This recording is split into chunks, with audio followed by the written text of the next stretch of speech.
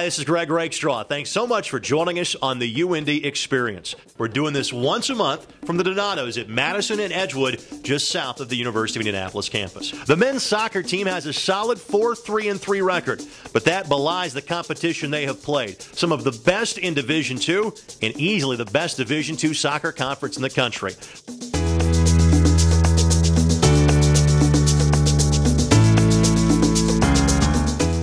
Thanks for the time, and just tell us at this point how your season has gone for you. Well, it's been interesting, needless to say. We've had a different start than we've had in years past, frankly. In the last 4 seasons, or 3 seasons preceding this one, we've gotten out hot. Yeah. We've won a lot of games. Looking back on it, frankly, the quality of the schedule wasn't quite there. So we got out and we won a lot of matches. We beat some good opponents, but we weren't really challenged, and we got into late in the year and we struggled a bit. We kind of did the exact opposite this year so far. We actually loaded up the schedule. We went down to Florida and played St. Leo, which is an excellent team. They've got MLS prospects on the team. They were ranked nationally. Ashland, who's actually 9-0 at this point, I believe, we loaded up the early schedule. And, we learned some lessons. We lost some games, lost to St. Leo in overtime, lost to Ashland 1-0 on a penalty kick. So, in general, the record is not outstanding. Right. We're 4-3-3 as it stands right now. But within that 4-3-3, we've beaten Lewis, who was ranked 9th in the country when we beat them in overtime. We beat Drury, who was ranked 7th in the country when we beat them at their place.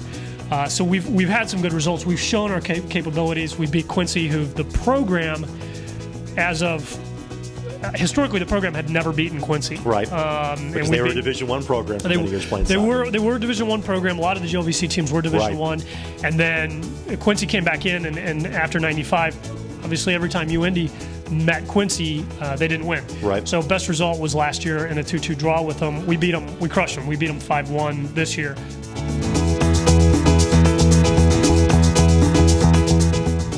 What I'll say is we've gone out and we've scored goals. We've shown at points this season we've been very solid defensively, and then we've had some shaky moments. Once this team puts the whole thing together, which I believe it'll happen very shortly here, I don't think anybody's going to want to play us.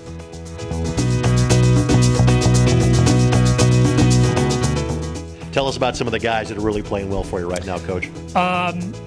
Two names that come right away are there's a young man named Andy Jones. Andy's a local kid. He's actually from Fishers. He's one of the only local kids we brought in this year, one of 2 Indiana kids we brought in this year. Okay. Andy was on the regional team, which is you have 4 regions in the country and selections for the national team. He actually made the regional team and did some trips with them. Okay. To Costa Rica was one of them. We were very fortunate to get him. He was recruited by a number of major Division I's.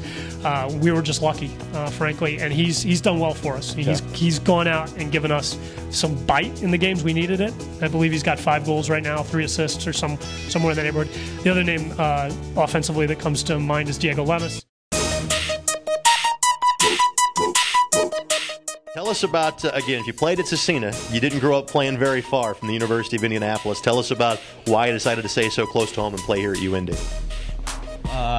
First of all, it was academics, close to home. My family is very important to me, and it was a good program, and I chose to come here.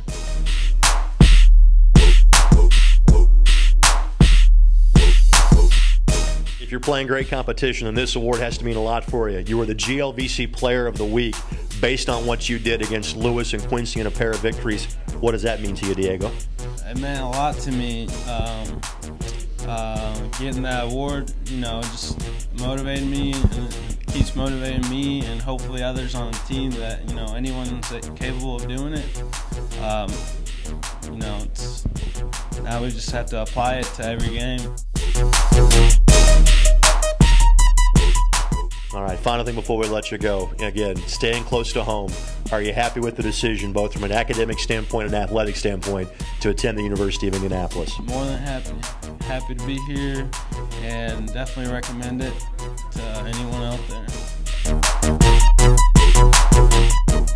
Thank you so much for joining us this month on the UIndy Experience. We post one of these a month at athletics.uindy.edu. Of course, there you can follow all 21 intercollegiate athletic programs that the University of Indianapolis has to offer. You can also catch live football games on the web. Plus, when the basketball season rolls around, you'll see all conference doubleheaders there too.